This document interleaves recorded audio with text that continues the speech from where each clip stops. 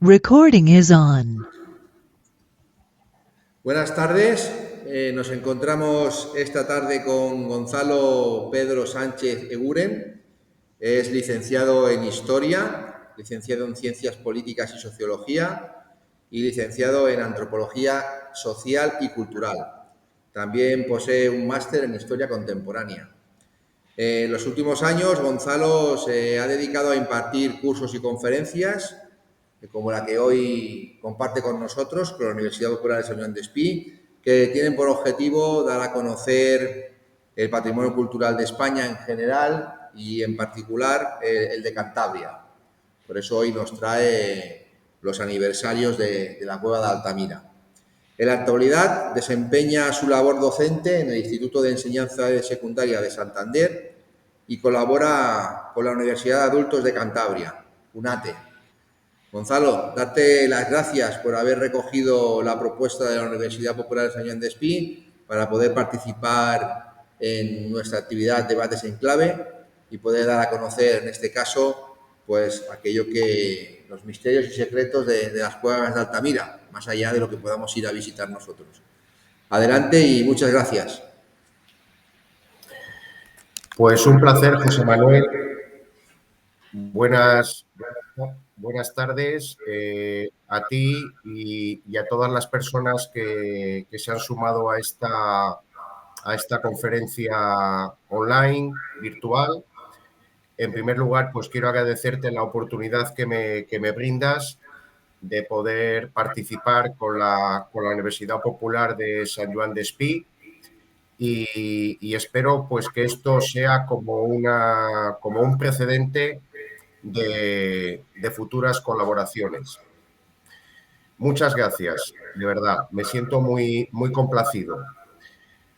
Bueno, pues vengo a hablar hoy de la Cueva de Altamira y sus aniversarios, porque la Cueva de Altamira siempre es buen momento para hablar sobre ella, pero se da la circunstancia de que se dan una serie de efemérides que conviene recordar pues, por su trascendencia, y gracias a eso pues Altamira sigue siendo lo que es, ¿no? Que es el gran icono, el gran emblema, la insignia del arte rupestre paleolítico. Y es un poco de lo que yo voy a hablar esta tarde.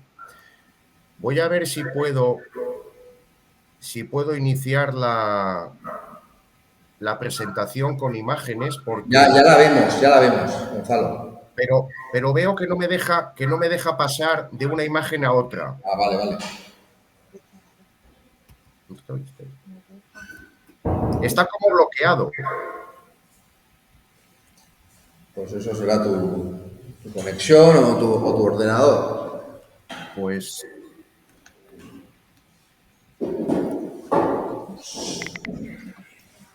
disculpadme que estamos tratando de resolverlo.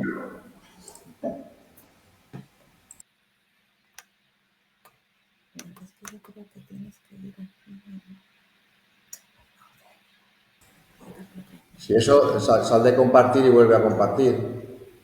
Sí.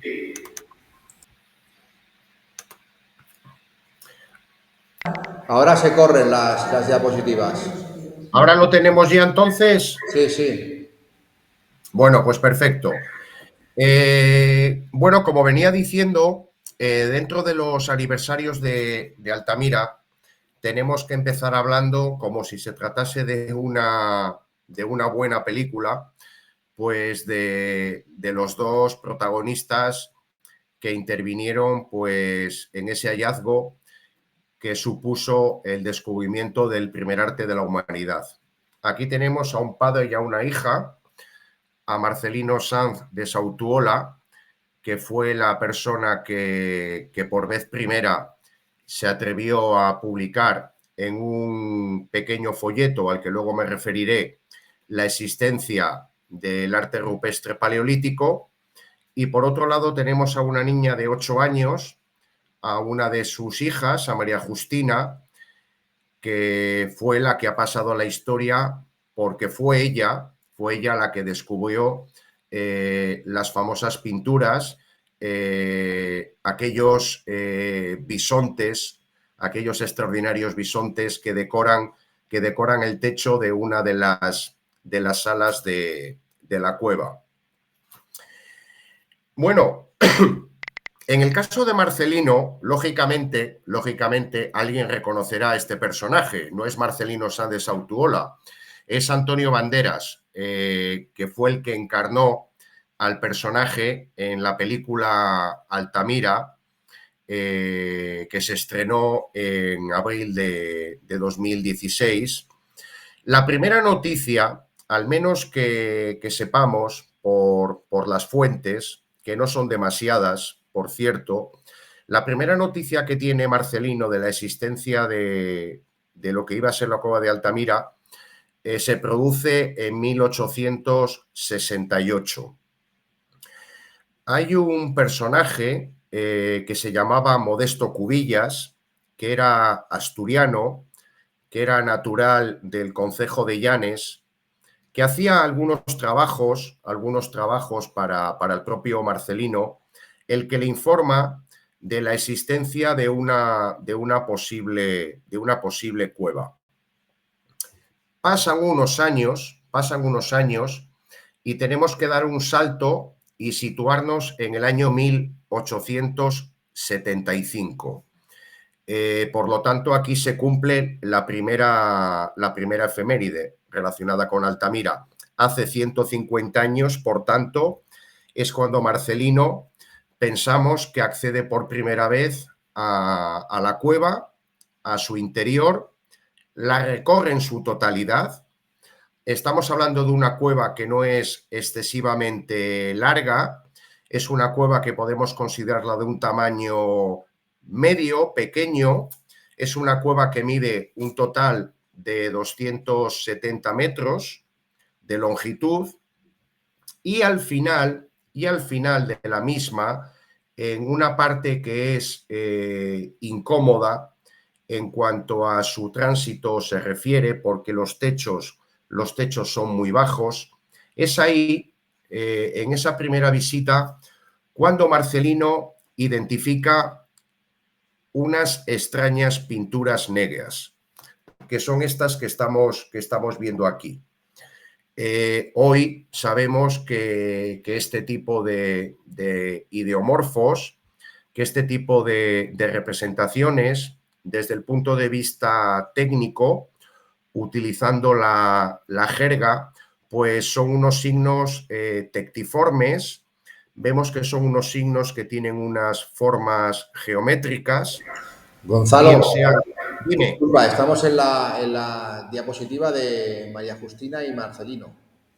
Ah, pues yo estoy pasando las diapositivas. ¿No No, las pues veis? aquí no se ven.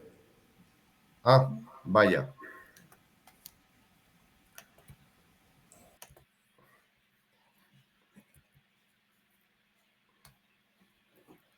¿Lo veis ahora? Sí, ahora sí. Ahora Vale, pues lo voy a vemos dejar. los dibujos con pintura negra, sí. Vale, pues lo voy a dejar así, lo voy a ir pasando yo manualmente. Vale. Bueno, os estaba contando que Marcelino, en este caso no es él, ¿no? Estábamos hablando del reconocido actor malagueño Antonio Banderas. Bueno, pues según cuentan las fuentes, en el año 1868 a Marcelino le informan de la existencia de esa cueva y es en 1875, es decir, se cumplen por tanto 150 años cuando Marcelino accede por primera vez a la cueva y ya identifica estas extrañas pinturas negras que vemos que están compartimentadas interiormente. No sabemos lo que representan, no sabemos lo que significan. Hay quien habla de que puedan ser cabañas, hay quien postula que puedan ser trampas para la caza, pero en definitiva todo este tipo de arte no figurativo, todo este tipo de arte abstracto, lo englobamos dentro de esa genérica categoría que llamamos signos. En el año 1878, 3 años después, por tanto, de esa primera visita que hace Marcelino a la cueva de Altamira, asiste a la Exposición Universal de París. Ahí estamos viendo una imagen de los recintos feriales que se instalaron en el campo de Marte, en el centro de París. Y Marcelino acude a esta exposición. De hecho, la prensa local lo anunció. Tengamos en cuenta que Marcelino Sáenz Autuola, que no lo he dicho antes, pero aprovecho para decirlo ahora, proviene de una familia hidalga, proviene de una familia de rancio abolengo, podríamos decir. Es una familia desahogada desde el punto de vista económico. Es una familia que tiene bastantes propiedades solares, fincas solariegas, no solo en Cantabria, sino también en Castilla, principalmente en el norte de Burgos. Por lo tanto, este hombre, aunque estudió la carrera de Derecho en la Facultad de Valladolid, pues nunca ejerció como abogado, porque su situación económica pues le permitió dar rienda suelta a lo que eran sus aficiones, que principalmente estaban vinculadas a todo lo que tenía que ver con el mundo natural, podríamos decir. Bueno, pues Marcelino, él está perfectamente informado de todos los avances que se van produciendo en el ámbito científico, y él ha tenido noticias de que en esta Exposición Universal de París se va a celebrar una exposición dedicada a objetos prehistóricos, es decir, piezas talladas, piezas elaboradas en sílex, es decir, en piedra, piezas elaboradas o talladas en hueso, y en algunas de ellas pues decoradas con algunos motivos figurativos o con motivos abstractos. Bueno, él asiste con mucho interés a esta exposición, celebrada por prehistoriadores franceses. Son piezas que precisamente proceden de cuevas y de yacimientos del sur de Francia, preferentemente.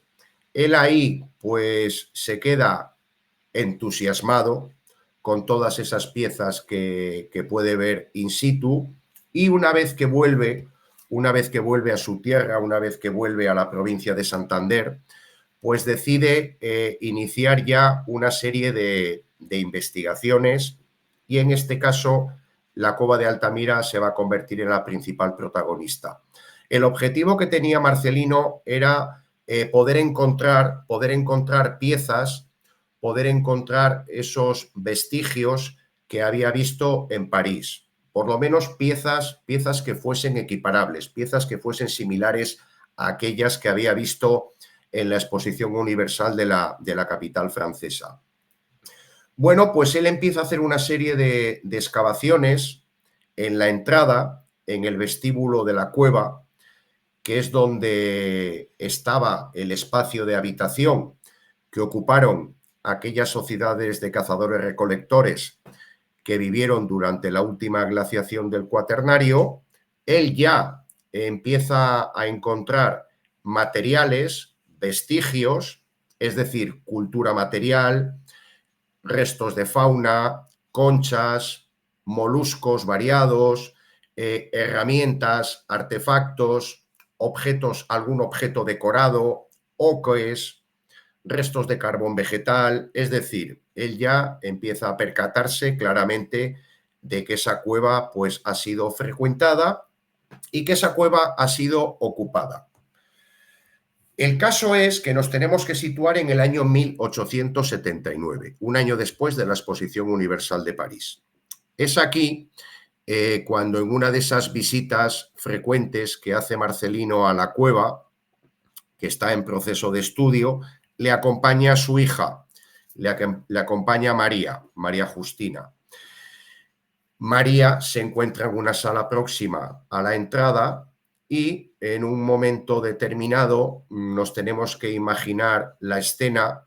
María estaría con su lámpara de aceite, levanta la lámpara y lo que se encuentra pues es esto que estamos viendo aquí.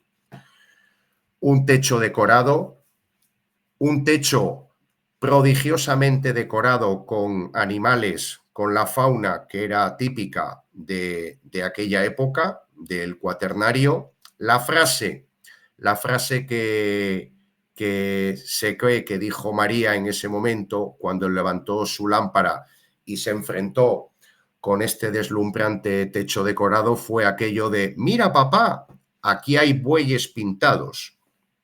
Bueno, pues una vez que Marcelino, escuchando el reclamo de su hija, se acercó para ver aquello, pues ya tuvo que rectificar y decirle: no, hija, no son bueyes, son bisontes, son animales que desaparecieron hace mucho tiempo de estas tierras.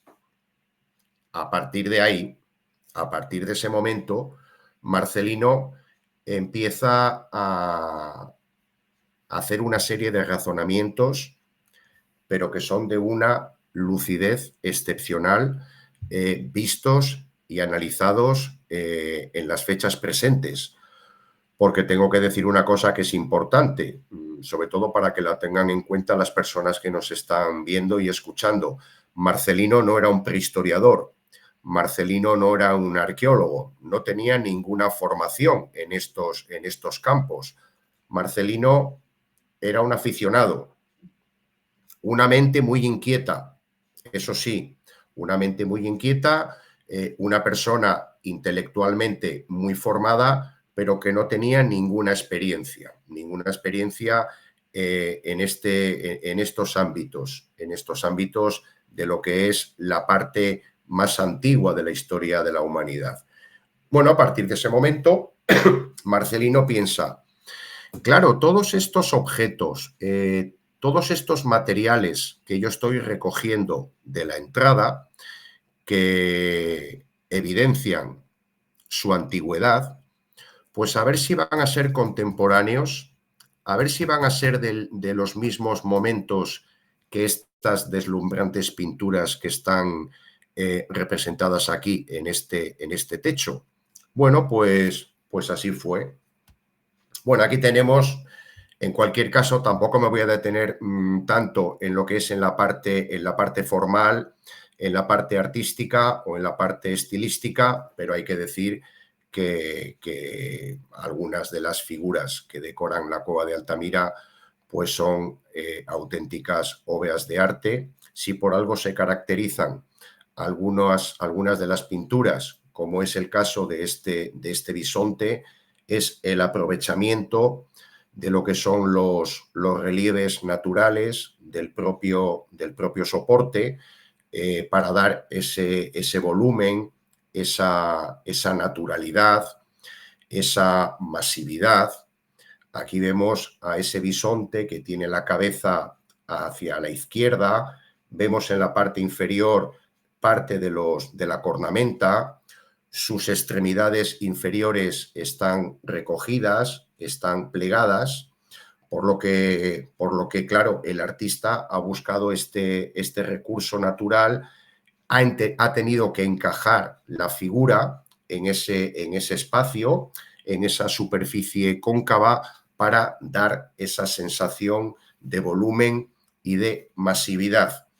Incluso hay una idea que sorprende por su modernidad, que es cómo gradúan los colores, el color rojo, el color negro, esa sensación de que la figura, en este caso el animal, parece que está flotando, y recuerda a esos grandes artistas del Renacimiento, en este caso del Renacimiento italiano, como fueron Rafael, como fue Leonardo da Vinci, Pero claro, es que estamos hablando con una diferencia temporal que es abismal, porque este bisonte, por ejemplo, las cronologías nos han proporcionado un espacio temporal que se sitúa entre los 14 y los 14.500 años.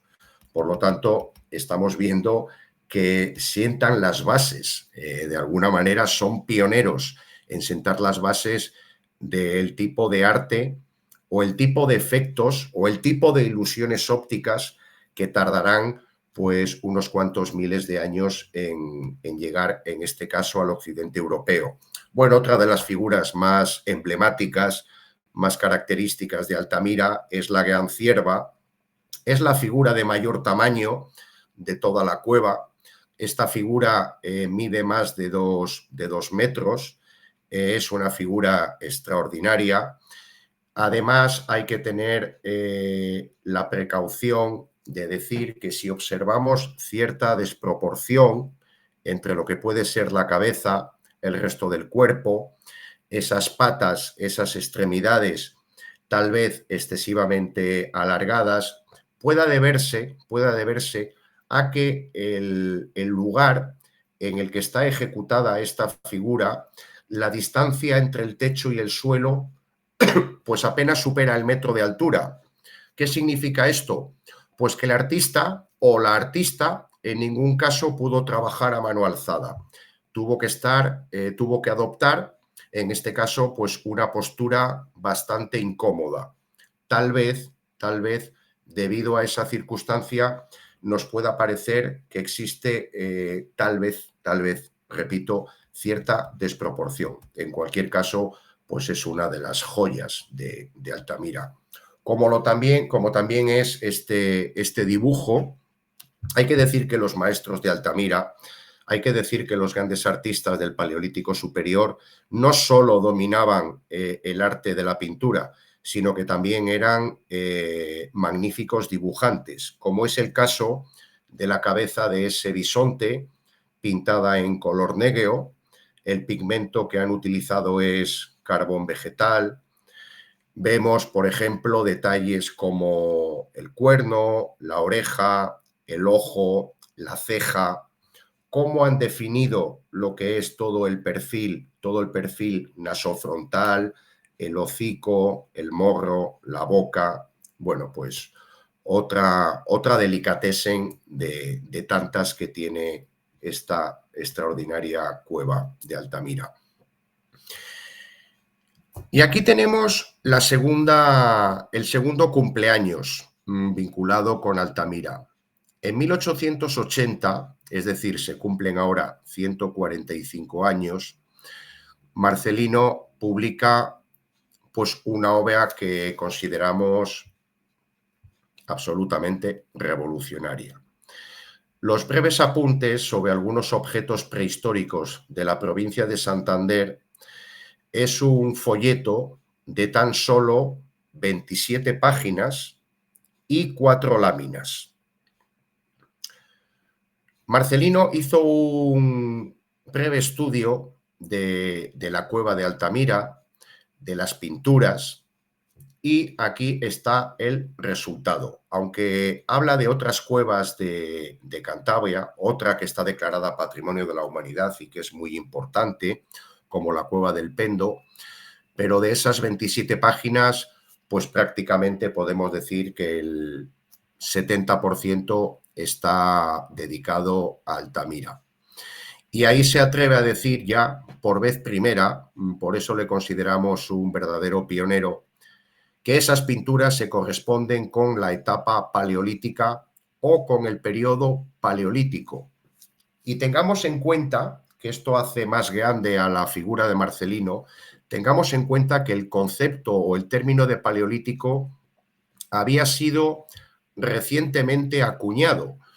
Nos tenemos que remontar unos pocos años atrás, cuando un investigador británico, John Lubbock, dividió la edad de piedra en dos periodos, el paleolítico por un lado y el neolítico por otro.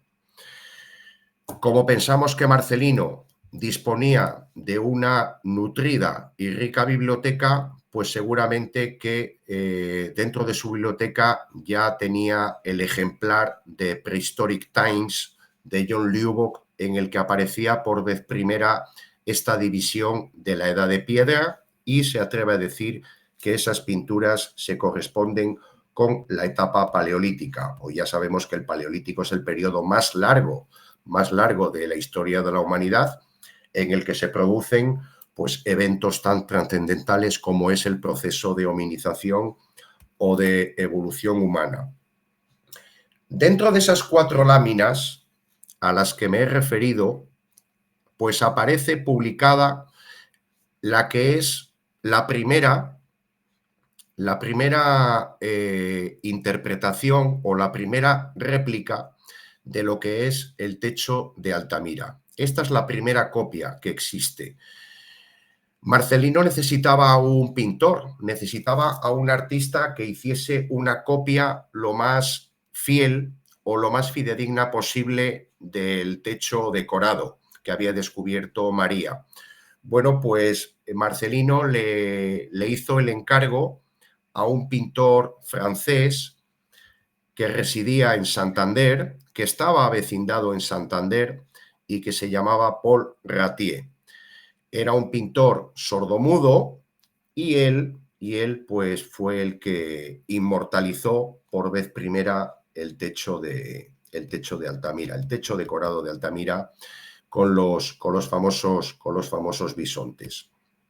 A partir de la publicación de los breves apuntes, se va a producir un enconadísimo debate científico para intentar demostrar que si esas pinturas, como defendía Marcelino, eran paleolíticas, es decir, si eran pinturas tan antiguas como él atestiguaba y como él defendía a ultranza.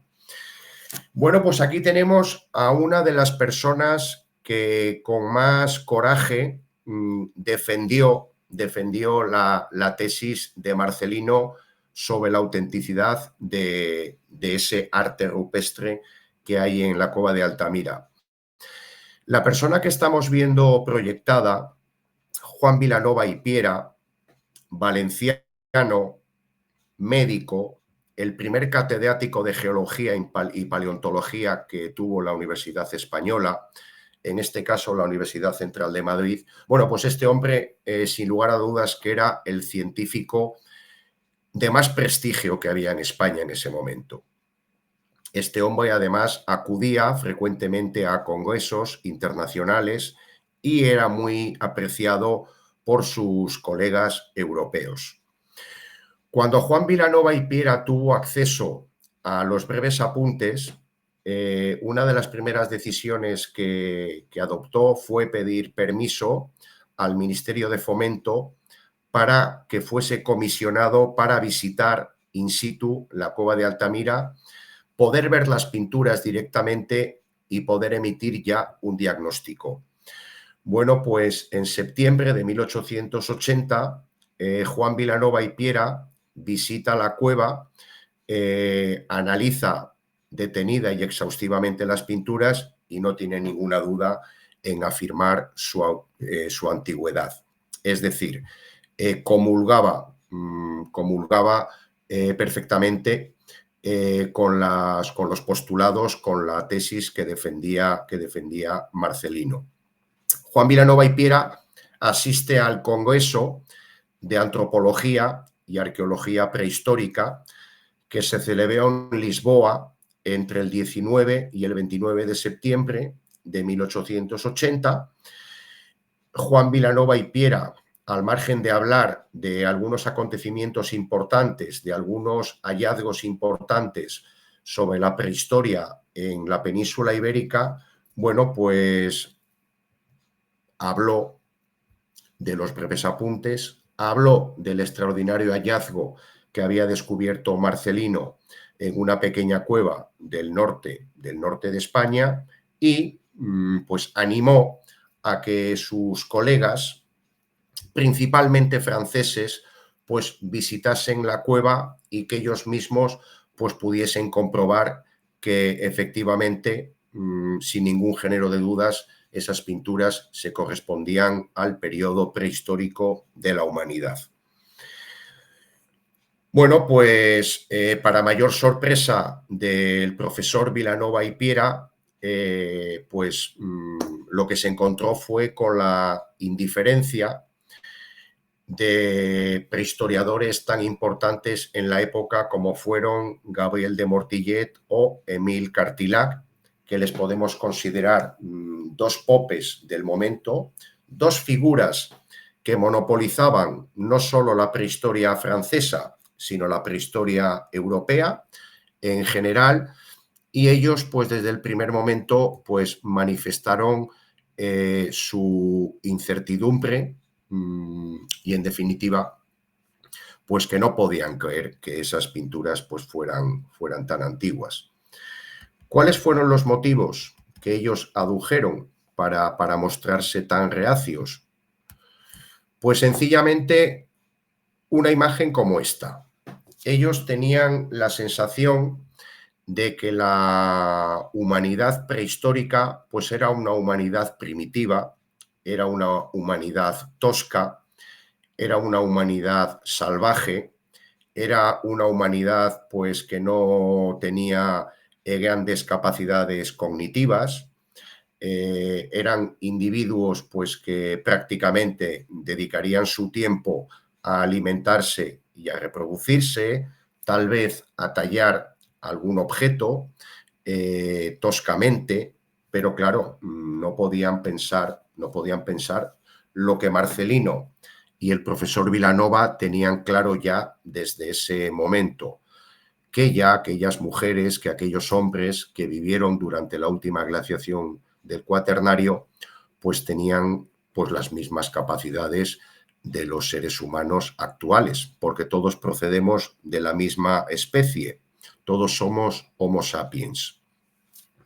El hecho de que gran parte de la comunidad científica mostrase su rechazo o mostrasen sus dudas hacia este primer arte se debía en particular a la obra de Darwin. Darwin había publicado en 1859 El origen de las especies y Darwin en 1871 había publicado también El origen del hombre por ese mecanismo de la selección natural.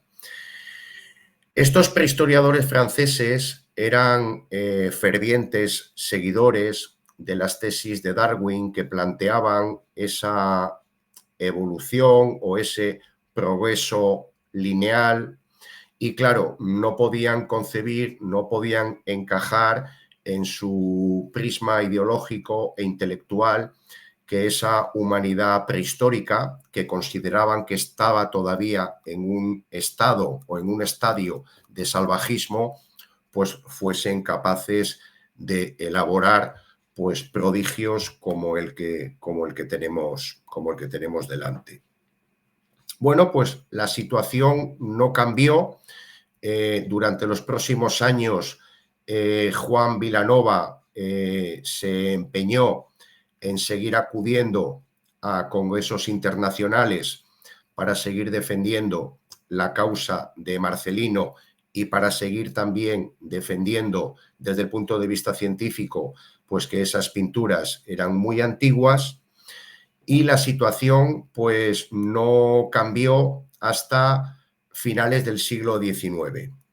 Marcelino ya había fallecido en 1888, Juan Vilanova fallecerá en 1893 y a partir de esos años siguientes pues se da la casualidad de que empiezan a descubrirse en Francia cuevas decoradas pues con unas imágenes o con unos motivos figurativos y abstractos que recuerdan ese horizonte de Altamira.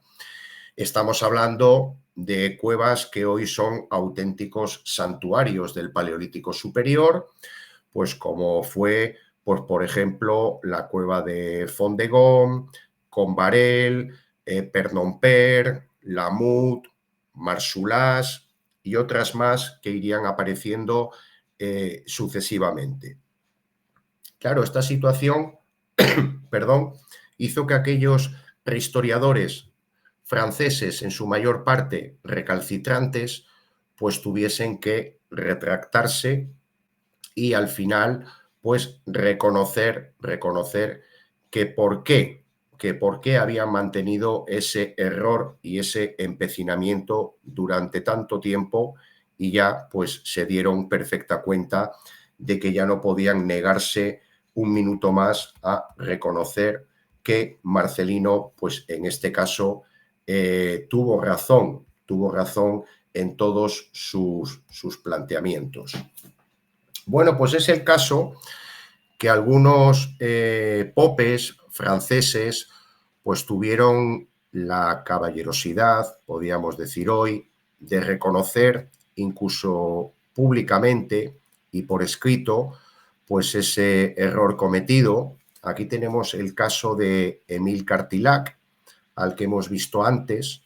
Bueno, pues vemos en la parte izquierda de la diapositiva, vemos la portada de una de las revistas más importantes y de más prestigio en la época para todo lo que tenía que ver o todo lo concerniente a la prehistoria. La Anthropologie es una revista que en la que colaboraba e incluso estaban en la dirección de la misma el propio Émile Cartilac, y es aquí en 1902 cuando el señor Cartilac publica un artículo dedicado a la cueva de Altamira y al final del artículo aparece esa frase o esa expresión que ya ha pasado a la historia: mea culpa de un escéptico.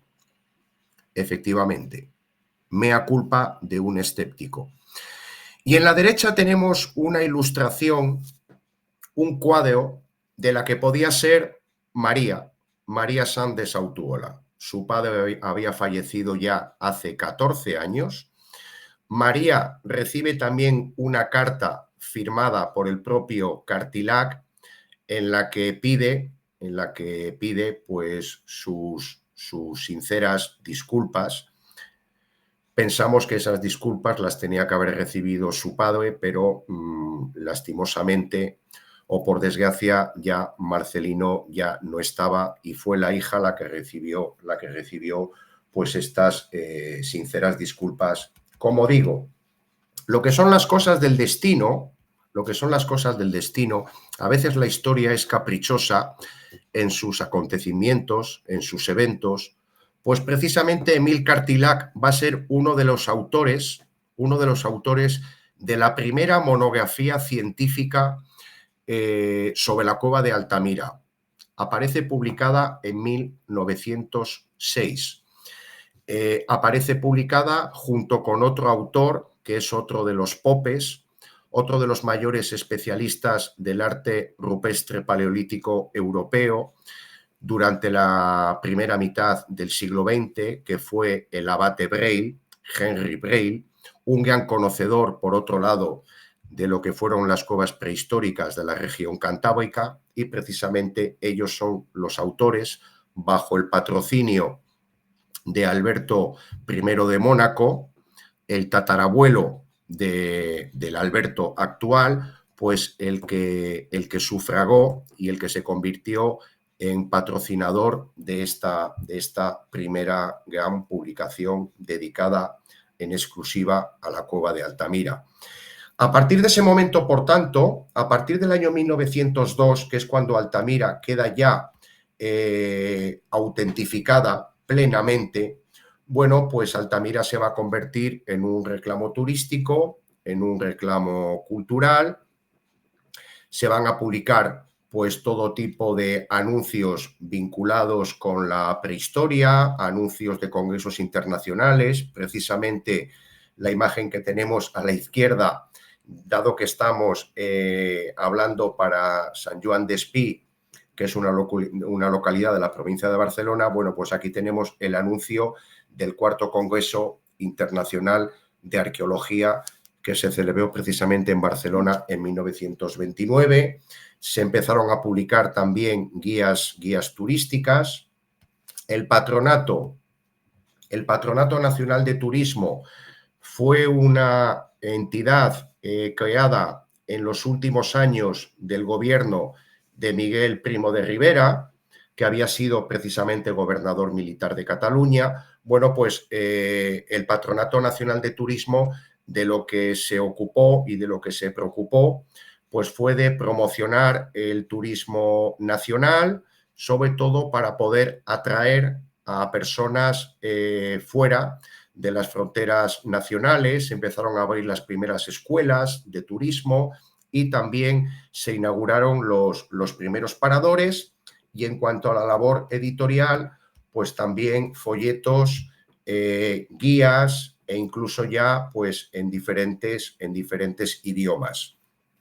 Altamira, a partir de la década de los años 30, salvo ese lapso, salvo esa interrupción provocada por la guerra civil, bueno, pues se va a convertir en un producto turístico de primer nivel e incluso va a ser escenario de la celebración de congresos internacionales. Esta es una curiosa imagen.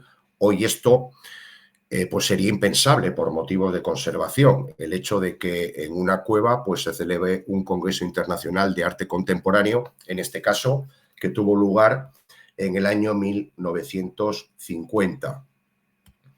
Altamira fue muy visitada, excesivamente visitada. Hoy esto que nos llama la atención de la masificación turística, bueno, pues podemos decir que Altamira pues fue una de las paganas, ¿no?, de convertirse en un lugar pues excesivamente visitado. Yo he manejado algunas estadísticas que vistas desde el tiempo actual pues nos sonrojarían, ¿no? Estamos hablando que a principios de la década de los años 70 pues accedían por encima de las 170.000 personas. Hoy estamos hablando que a la cova original de Altamira no pueden entrar muchas más de 200 personas al año. Bueno, pues aquí tenemos algunas imágenes de los años 50, de los años 60, de los años 70, de los años 80, hasta que saltaron las alarmas. Saltaron las alarmas por motivos de conservación. Algunos expertos pues ya estaban observando el deterioro de algunas de las pinturas y la cueva pues se cerró definitivamente en 2002 y actualmente hay un régimen pues muy restringido de visitas. Esto ha acabado, por tanto, esto ya no va a volver a producirse más. Estos son imágenes que nos muestran pues un momento de nuestra historia, en el que esa idea que tenemos de la conservación del patrimonio, pues vemos que ha cambiado notable y profundamente, ha dado un giro de 180 grados. Y ya voy a terminar con esto, con el último cumpleaños. En el año 1985, Altamira fue la primera cueva española en ingresar en la lista de Patrimonio Mundial de la UNESCO. Se cumplen 40 años. Un 6 de diciembre de 1985, el comité de la UNESCO reunido en París declara que la cova de Altamira tiene un valor universal excepcional. Por dos motivos. Por dos de los dos criterios que determina la UNESCO para que un bien cultural forme parte de esa prestigiosa lista. El criterio número 1, Altamira representa una obra maestra del genio creador humano, no ponemos ninguna duda al respecto. Y el criterio número 3 es el que dice que Altamira aporta un testimonio único o excepcional de una civilización, de una cultura en este caso ya desaparecida. A partir de ese momento, pues por fortuna, por suerte para nuestro patrimonio nacional, pues se han ido sumando otras cuevas, no solo de Cantabria, de Asturias y del País Vasco, sino que también no puedo dejar de lado, y lo tengo que decir, todo lo que es ese conocido como arte levantino, que afecta pues a varias comunidades autónomas como son Cataluña, Aragón, Comunidad Valenciana, Castilla-La Mancha, Murcia y Andalucía.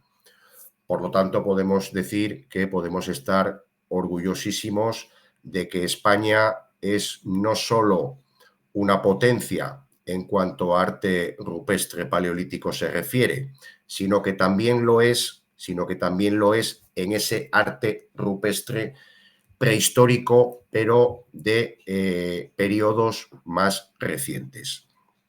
Y ya con esto, pues espero que haya sido del interés de todas las personas que nos han acompañado, y estoy a la espera de que me puedan hacer preguntas y lo que se considere. Muchas gracias.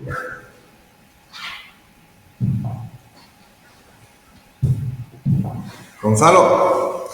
¿Me oyes? Hola, sí, te oigo, te oigo. Bueno, ¿qué tal? Muy interesante, muy lucrativa, y a mí lo que me maravilla es, yo no he estado, he estado a pocos kilómetros de la cueva y no pude entrar, no, se nos fue aquella visita, ¿no? Sí. El estado de conservación de estas pinturas, después de miles de años, ¿cómo es posible? ¿Hay algún tipo de microclima dentro de la cueva? Porque los pigmentos naturales, si ahora pintamos aquí fuera y a los 10 años, como no lo vamos a pintar, se ha borrado lo que hemos dejado allí. ¿Cómo es posible Claro. ese hecho? Claro, bueno, voy a ver, estoy intentando, ahora te voy a contestar, José Manuel. Sí. Espera un segundo, que estamos intentando que se me pueda ver. Ahora. Bueno, pues es una pregunta muy interesante. Además, es una pregunta que la gente suele hacer, porque yo cuando trabajé como guía en las cuevas prehistóricas de Cantabria, pues la gente pensaba, pero esto es un milagro. O sea, usted nos está diciendo de que aquí hay motivos representados que pueden tener cerca de los 40.000 años. Porque eso no lo he dicho. En Altamira los bisontes son muy modernos, porque están en torno a los 14.500 años. Pero es que hay motivos representados en Altamira que están en torno a los 36.000. Ojo, ojo. ¿Esto a qué es debido? A que las cuevas, como tú has dicho, José Manuel, preservan un microclima. Estamos hablando de unas condiciones de temperatura y de humedad que son bastante estables. Claro, si esas condiciones se perturban, ¿qué es lo que pasó en la década de los 70, cuando empezaron a entrar en torno a 170.000 personas? Pues esas pinturas empezaron a sufrir. Y hoy Altamira tenemos que decir que es una enferma patológica. Es decir, Altamira es una cueva con un deterioro que ya no va a ser recuperado. Es irreversible. Pero todavía se mantiene una parte importante de todo lo que tuvo en su momento, aunque se han perdido muchas cosas, también tengo que decirlo. En el techo probablemente se conserva una pequeña parte de todo lo que pudo estar representado, porque ese techo ha sido decorado durante milenios. Ese techo ha sido decorado por decenas o incluso cientos de generaciones, de personas diferentes, de personas que han vivido en momentos de prácticamente todo el Paleolítico superior. pensamos que Altamira ha sido decorada durante 15.000 años, por lo menos. Ahora la cueva está muy controlada desde el punto de vista de la conservación. La cueva está monitorizada.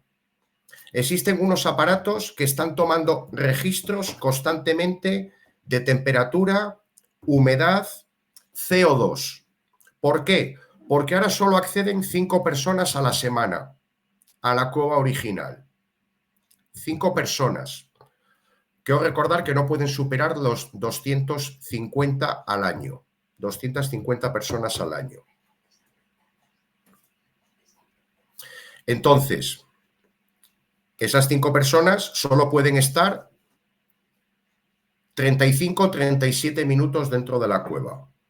Bueno, pues en esos 35 o 37 minutos, esas pinturas que están hechas con pigmentos naturales, con ocre, con carbón vegetal, se han podido conservar durante tanto tiempo gracias a ese microclima, a esas condiciones especiales.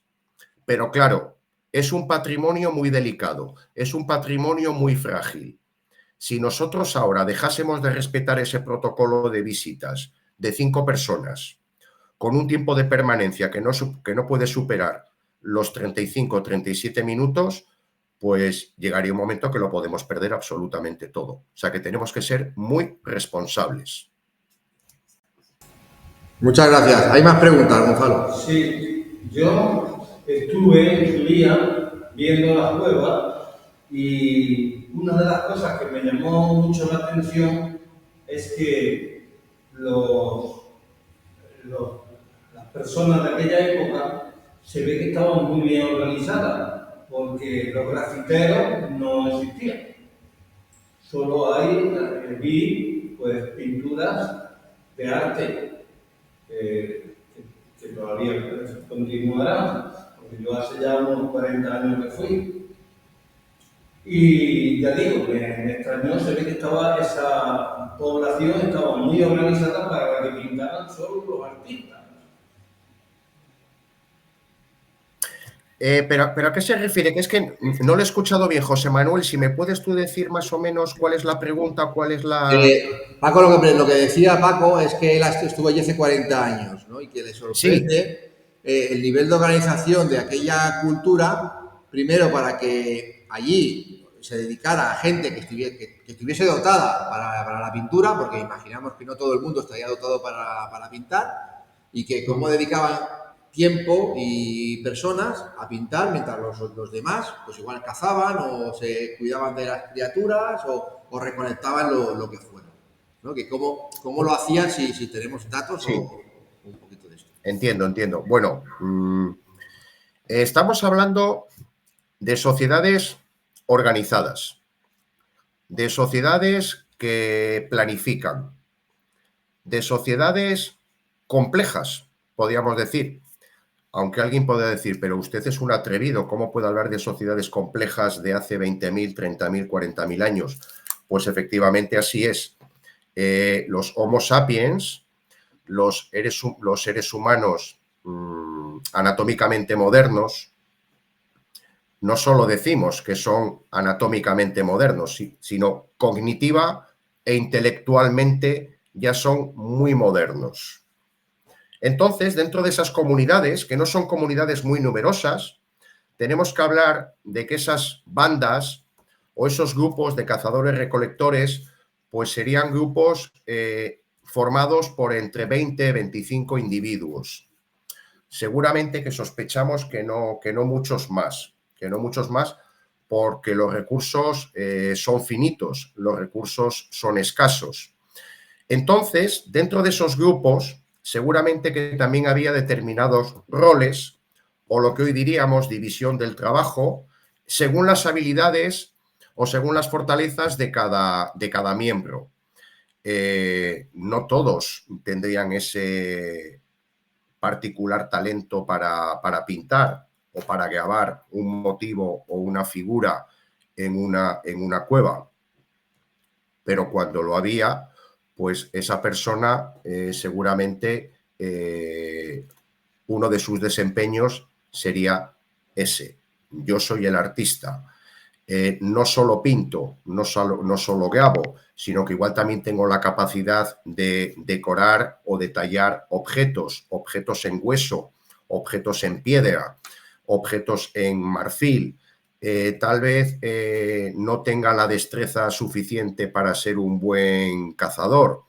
Es decir, pensamos que el trabajo o que las actividades más cotidianas pues estarían repartidas, como he dicho, según las destrezas, según las habilidades de cada individuo, de cada persona, sean hombres o mujeres, y esto sí que lo quiero dejar claro, porque durante mucho tiempo no se ha discutido que los que pintaban o los que decoraban las cuevas o los que hacían obras maestras de arte mueble, es decir, esos objetos tallados, cincelados, etcétera, que eran hombres. Bueno, pues esto no está científicamente demostrado. Y yo soy de los que pienso que seguramente que hubo grandes artistas femeninas en este caso. Yo voy a hacer varias afirmaciones por lo que he escuchado y por lo que he leído. La primera, que parece ser que en el Paleolítico, incluso el Sapiens, tenía un nivel, por ejemplo,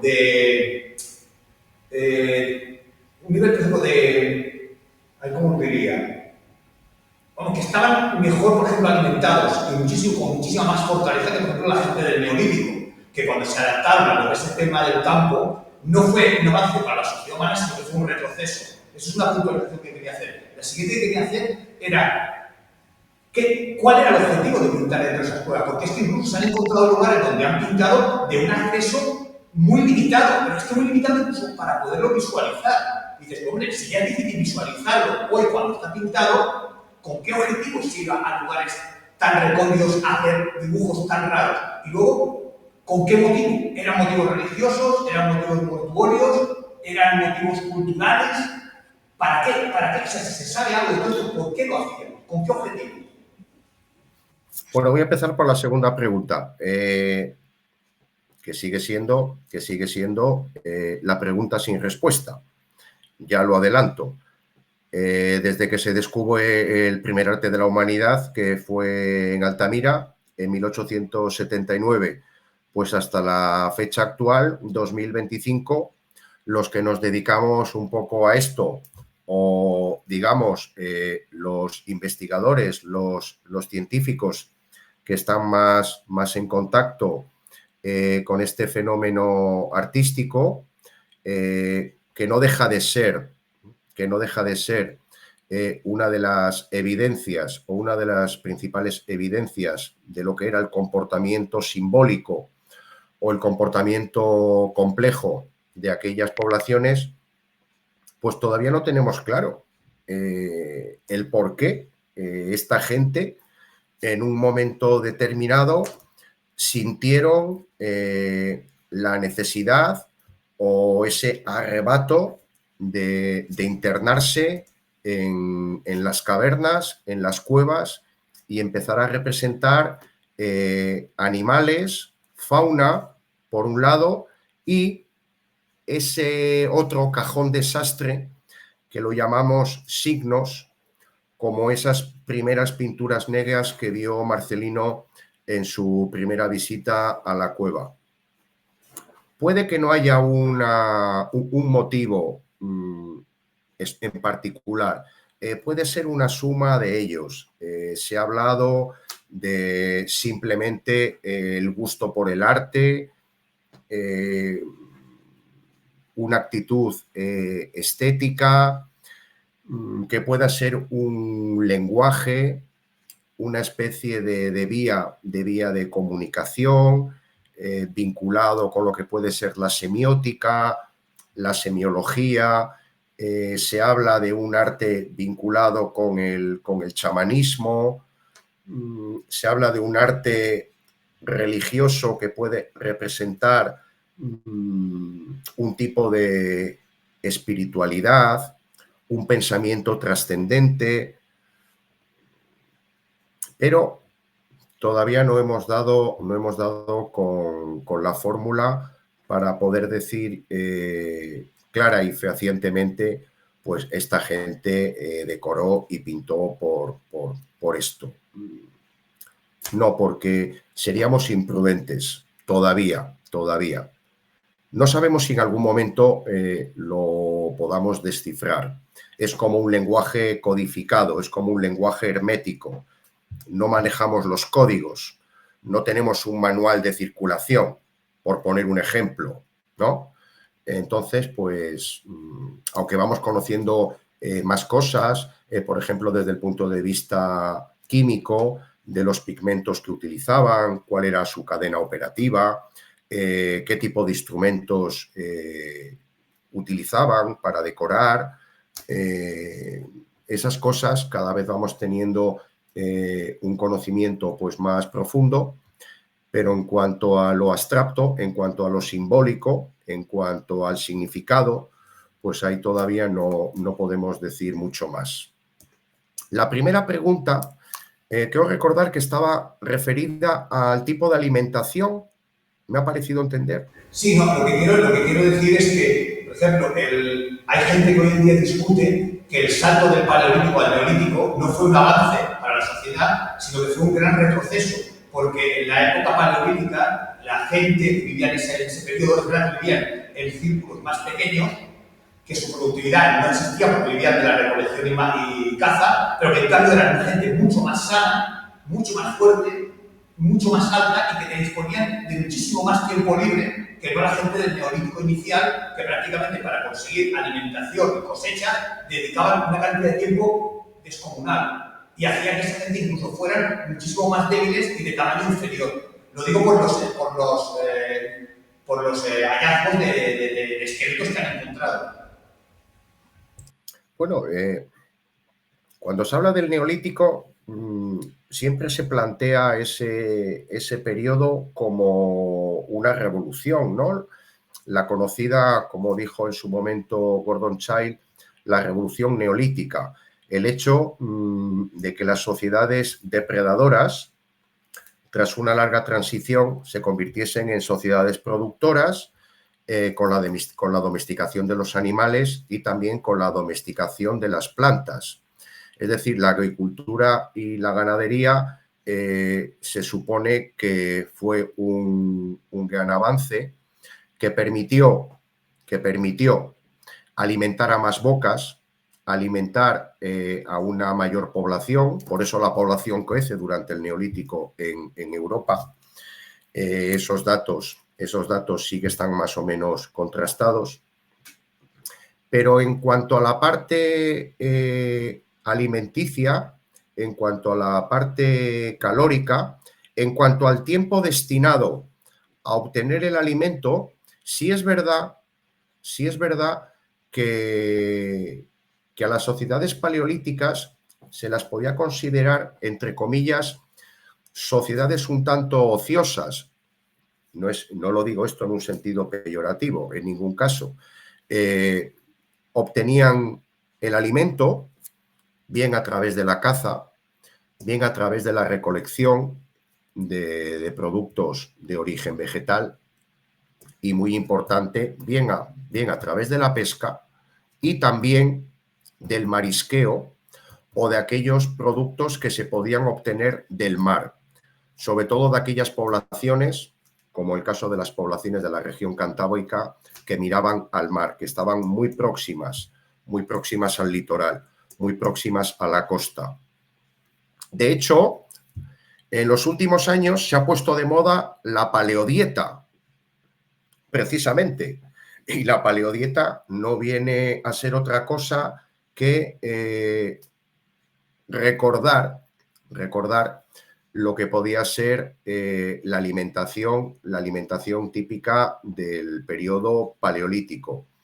Una alimentación donde los carbohidratos y sobre todo la proteína de origen animal pues tenía un peso muy importante.